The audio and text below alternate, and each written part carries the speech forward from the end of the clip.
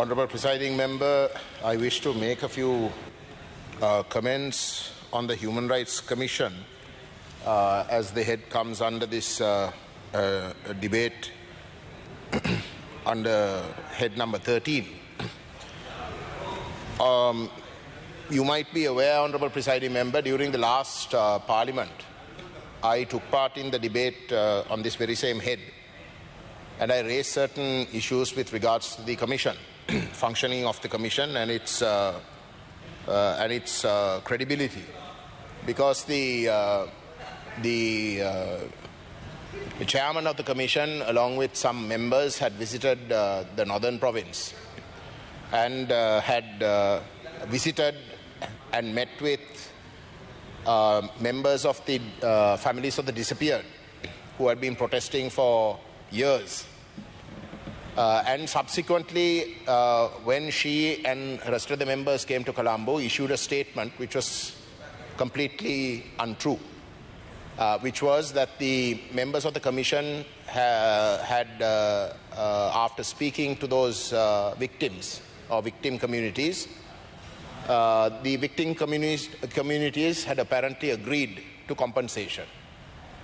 And I condemn that, and I very clearly stated on record that it was a falsehood. Now, why I said that was because, and I made this point even last year during the previous budget, the Human Rights Commission, when we have doubts with regards to police and how the police work, because we believe that the police, especially in the Northeast, is heavily militarized. It works on a counterinsurgency mode and therefore is very hostile to the local population. And the truth of the matter, Honourable Presiding Member, is that most of the senior police officers and even juniors are in the Northeast on punishment transfers. So the attitude towards the people is very hostile. They don't speak the language. So when, and they are heavily influenced by political forces. So we rely entirely on the Human Rights Commission to put things right, to inquire into misdeeds of the police, and we expect them to intervene. That's the only hope that we have in a domestic scenario. So when the Human Rights Commission behaved in this manner in the previous, during the previous government, we raised issues. Now, during the previous government, our party members and a few people who were protesting in a place called Taiyatti the police tried to get a ban against that protest. They went to the magistrate's court, and the honourable magistrate refused to give a ban. But the magistrate laid certain conditions with regards to how protests must be done. And we were very strictly observing those conditions. But despite that, the Palali police, OIC, under the directions of the OIC, went ahead and arrested members of our party and the public, journalists, lawyers who came there when they heard that despite the magistrate not giving the ban on the protests, the police were arresting. The lawyers who represented us in court came to that spot. The lawyer was arrested. Now, 8 complaints, Honourable Presiding Member, were made to the Human Rights Commission. 8 complaints were made. I will give you the numbers. HRC JA 165 to 172 in the year 2023. HRC JA 165 to 172, 2023. Now, these complaints were made on the day of this incident. We called the Human Rights Commission representative in Jaffna. He came to the site. Police refused him to interview the victims who were inside. The police were literally sieging those protesters. And when the Human Rights Commission official from Jaffna wanted to meet the victims and see and find out information for himself, the police refused and threatened to arrest him also. Then subsequently, after we were, some of these protesters were produced in court and bail, they went and made complaints to the Human Rights Commission. To date, there has been no inquiry. when we searched as to what was going on, we were informed by the office in Jaffna that there were complaints made by the Palali police to the Human Rights Commission at that time, saying that the representative of the commissioner in Jaffna was being influenced by us, and therefore the file was sent to Colombo. Fine, let the file go to Colombo, but still no inquiry at all. Now this is very important, Honourable Presiding Member, because that is the only avenue we have. If we are questioning the legitimacy and the genuinity of the police or any government institution, and we feel that we have been wronged by them, the only place that we have to go to is the Commission. And if the Commission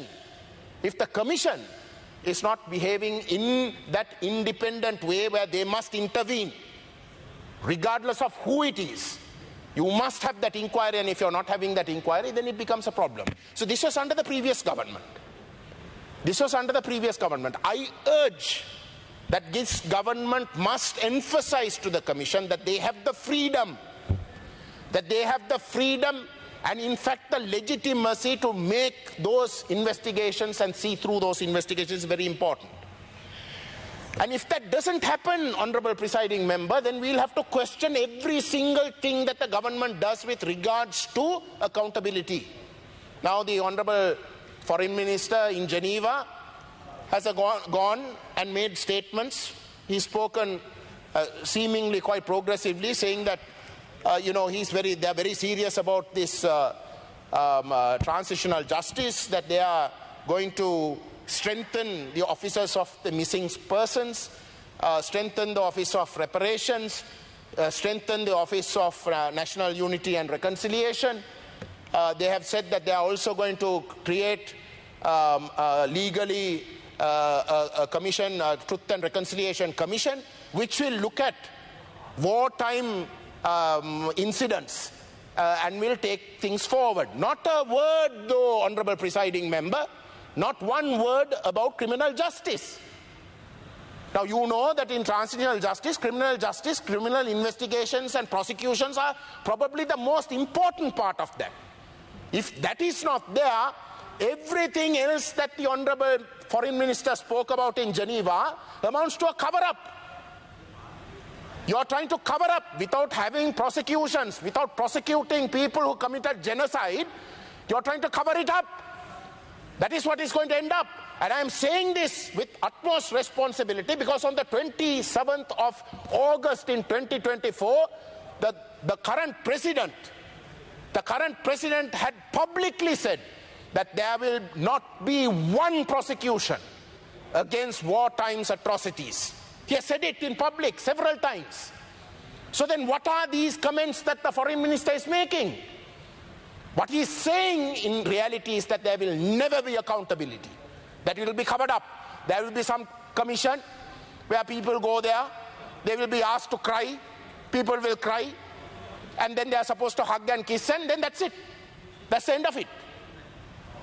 So this is worrisome, because this is the same thing that the previous Foreign Minister Ali Sabri said. He said that these commissions, the Truth and Reconciliation Commission, the Office of Missing Persons, ONUR, all of these are to cover up, to make sure that prosecutions never happen. And he bragged about it. So surely when you come into power saying system change, you can't be saying the same thing. You can't have the same intentions. What is the system change then? So the president whose head is being debated today must intervene if he is to remain credible. If the people of the Northeast are to genuinely believe that this government is going to in fact bring that system change, then you have to make sure that surely you can't say system change and do the same thing that the previous government did. There's something wrong there. So that has to change. I also want to mention a few things on the budget in itself, Honourable Presiding Members, certain matters that I actually ran out of time on the 25th that I want to bring up. There is a mention of the government wanting to set up development bank. Now, I don't know whether that is an actual requirement, because there are development banks in Sri Lanka. There is a lot of wastage. There is a lot of wastage. There is a lot of mismanagement. And the answer to that is not the setting up of a new bank. I don't think that is the way to go about it. Instead, I think the government must intervene and must ensure that that wastage is prevented, and through preventing such wastage, I think there can be low interest loans, loan schemes facilitated. Certainly for the Northeast, that is very important, because we have very weak collaterals that we can offer. I think that would be a recommendation that I would like to make. The second matter, Honourable Presiding Member, is the question of microfinance. You know, soon after the war was completed, I think the previous central bank governor, the respected Indrajit Kumaraswamy, came public and said that it was daylight crime that this microfinance facilities were allowed to go into the war-affected areas, because it literally got those people trying to recover after the war into a debt trap. And he actually recommended that the government must in some way intervene. I strongly urge that this government looks into that matter. I would certainly suggest that the loans must be cancelled. Those microfinance loans that were taken must be cancelled, or at the very least, a 50% waiver must be ensured by the government. I think that's a very important thing, particularly in the Northeast. I think Anuradhapura also outside the Northeast was very badly hit, but I think that is something that you must get involved in. The second matter is with regards to IT services. Now, IT services, in the past, there were a lot of incentives given, Honourable Presiding Member. The Western province, especially Colombo, benefited tremendously from it. There were a lot of incentives given. IT business outsourcing is an important economic activity, turns in huge foreign exchange. The Western province, because it was started early, as I said, benefited the most. But in the Northeast, this is only now picking up, primarily because of diaspora investments. There is a considerable amount of activity in this sector in the Northeast, but unfortunately, come this April, all the incentives that were offered comes to an end.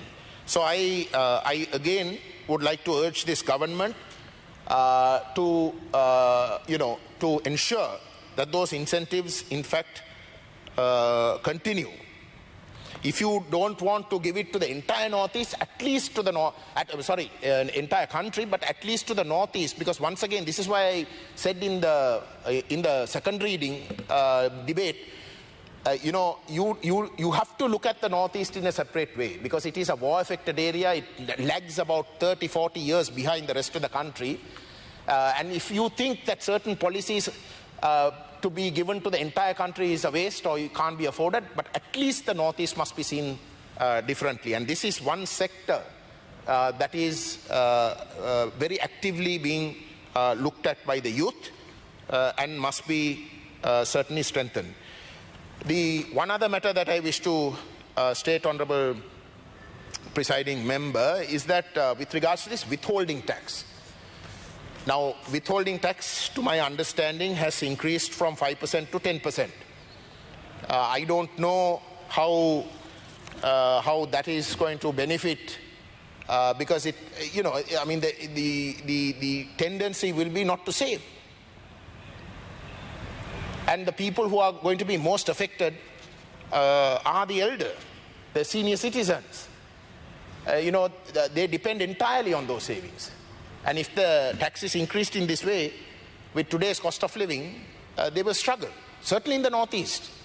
If their family doesn't remit money from their foreign countries, I think they will. Yeah. Don't take... ගරු අමාත්‍යතුමා විතෝල්ඩින් tax එක පිළිබඳ කාරණේදී ගරු මන්ත්‍රීතුමා තියෙන්නේ 1,50,000ක් දක්වා tax release වෙනවා. ඒ නිසා ඒ විතරක් නෙමෙයි 5 සිට 10 දක්වා වැඩි කරපු විතෝල්ඩින් ටැක්ස් එක මේ අයට නැවත ලැබෙනවා. මොකද විතෝල්ඩින් ටැක්ස් එක අය නොකරන පිරිසක් ඉන්නවා. ඒ නිසා බදු වැඩි වෙනවා වගේම ඒ අය 1,50,000ක් දක්වා බදු නිදහස් කරලා තියෙනවා. ඒ නිසා ඒකට බැංකුවටම රෙජිස්ටර් වෙලා ඒ 1,50,000 දක්වා එක නිදහස් වෙනවා උන්ව. I am quite happy to accept that, but I'm just saying, at the very least for senior citizens, if you can think in terms of waiving it off. But if your justification, I'm raising it on a genuine, in a genuine way. If you think that your answer will satisfy that, I'm not convinced. But at least for the senior citizens, my view is that you must waive it. Then the other thing is, with regards to the speech, I just noticed in the annexures to the speech, I think it's the 4th annexure, to the Honourable Finance Minister, the President's... විනාඩි 2යි ගරු මන්ත්‍රීතුමා 2 minutes. I'll wind up. It says here under 6.4, an appeal to the TAC, that is the Tax Appeals Commission, will not be permitted unless a cash deposit of a sum of equivalent to 25% of the disputed amount is amount of assessment of tax, penalty and interest is deposited in a special account opened by the Commissioner General of Inland Revenue. Now that sounds quite frightening. You know, it effectively prevents anybody from making an appeal. So whatever that is assessed, essentially, effectively, it means cannot be called into question at all. You know, when I don't know, once again, whether this is a correct way to go about it. I do realize that people in the past, for the slightest thing tend to go and appeal. But to make it almost impossible for a person to appeal in a scenario where you really want people to come into this country, where you want investors to come in, they will have to pay tax. But if you give the impression that it's going to be difficult, if they think that it's been, something unfair has happened, it's going to be difficult or impossible for them to query that, then I think it's going to have the complete opposite effect.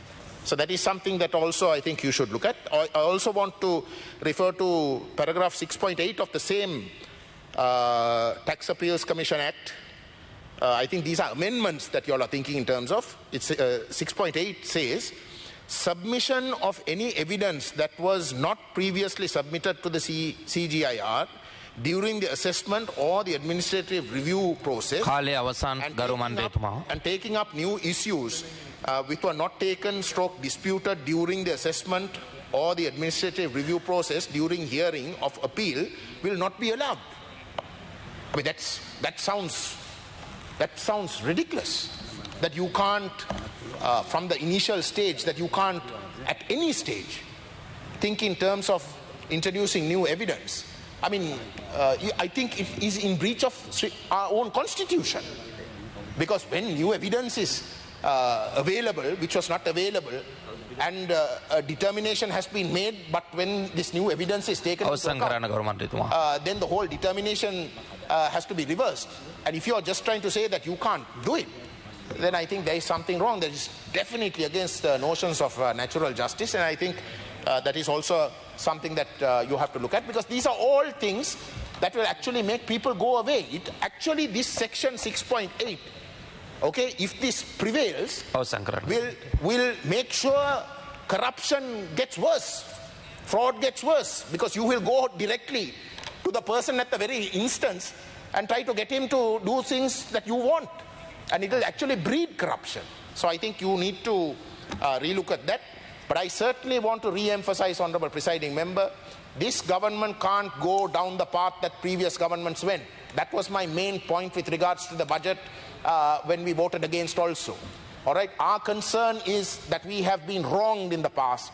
There are serious issues. Your government itself says that in the last 77 years there was racism, that we are victims, the minorities, especially the Tamils, are victims of racism, means you can't do the same thing. You can't tell us that your approach to the issues of the Northeast is going to be the same as the previous governments. And that is what, unfortunately, today's scenario seems to be. Thank you.